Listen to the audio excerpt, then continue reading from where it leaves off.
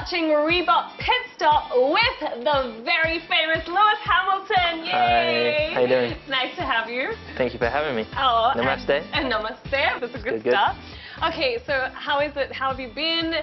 Back in India, how are you feeling? Everything good? I feel great to be here. It's my fifth time here. I've been to Chennai, I've been to Bangalore, New Delhi, and obviously Mumbai. So it's been great, and looking forward to the Grand Prix. I think the track looks amazing. Wow, cool. Well, coming from you, that's a good thing. Okay, now I've always wanted to ask you this question, okay? Exactly how difficult is it to drive a racing car and why? Well, when you see it on TV, everyone thinks it's easy. Yeah.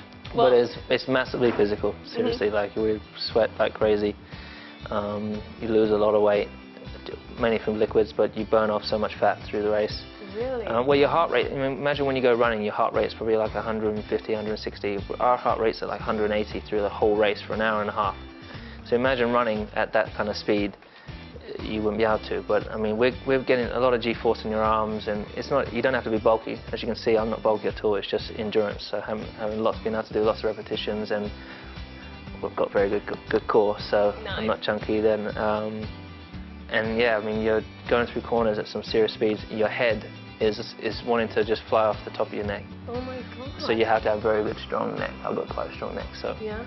It is, and then just to know the lines, to know the braking points, to know acceleration points, the bumps, all these things, it's massively, massively technical. Oh my God, yeah, it does sound like that. Yeah. It looks like fun, yeah, but when you're in it is real fun. There's a lot of serious. Okay, what's your current fleet of personal cars?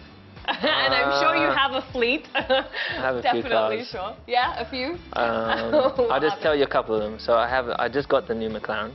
Oh, very cool. MP412C, and I got that in rocket. It's not in rocket red. It's in like a candy apple red. And then I have a Nissan GTR. Okay. And I have a Mercedes SL Black Series. And they're a couple of your favorite. You have some more. Yeah, I have some others. And some others. Okay. When is the first time you were drawn to a racing car or racing or any form of racing? I think I was about 5 years old when I mean, I was actually racing radio control cars when I was like 4. So wow. From then, I already loved cars. Okay. And then I went on holiday one time when I was fit, when I was 5, and I went on the go-kart, and that was the first time I really felt what it was like to drive. And I was already into motorbikes and those kind of things. Sure. So around 5 years old, I think. And you just like knew what you wanted to do? Well, it was really natural for me when I first drove a go-kart. I remember day. Wow. And that's strange because I don't remember too many things from when I was 10. Me neither. I remember things from when I was 5. Yeah, I get you. And then from there, it was, I never thought that I would be in a real car and racing. But, you know, when I started go-karting, I was winning, and then one thing led to another. And it was people don't actually realize, I've been in Formula 1 for 5 years, but what I did before that, from 8 years old till it built up. 2000 and, what was it? 2007. It was a long journey. Yeah, very sweet. Okay, your dad has been a critical factor in your life, and he bought you your first go-kart. That's so sweet. So tell me about your relationship with him, and how did that help your career? I spent the weekends with my dad. Radio control cars is what we did at one stage, and then it started off me just racing, and then he got the bug, so then he started racing as well. So we both did that on weekends together.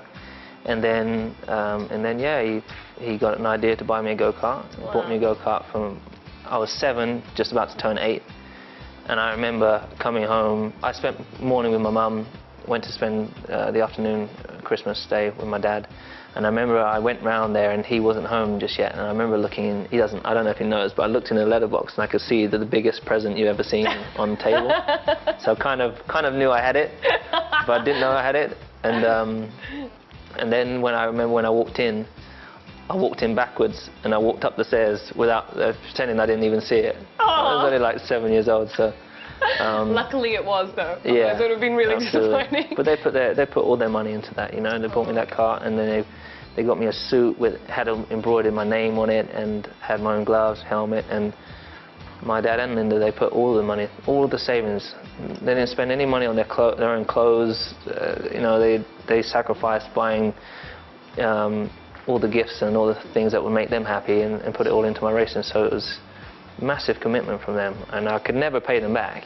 No. And I don't think they expect that, but obviously I'm here now, so I'm I think sure they're very proud of you as well. Yeah, we made it. At least I didn't throw it away. So. Yeah, no, you did, definitely. You did more than make it. But do you think he's been a heavy influence in your career? Oh, massive, yeah. Massive? He was, he was always very strict on me when I was a kid. So he was always pushing me.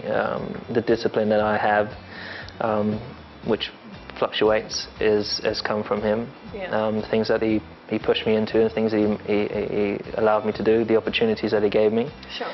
And yeah, I mean, I wouldn't. There's no way in hell that I'd be here without him. When did you think you made it big?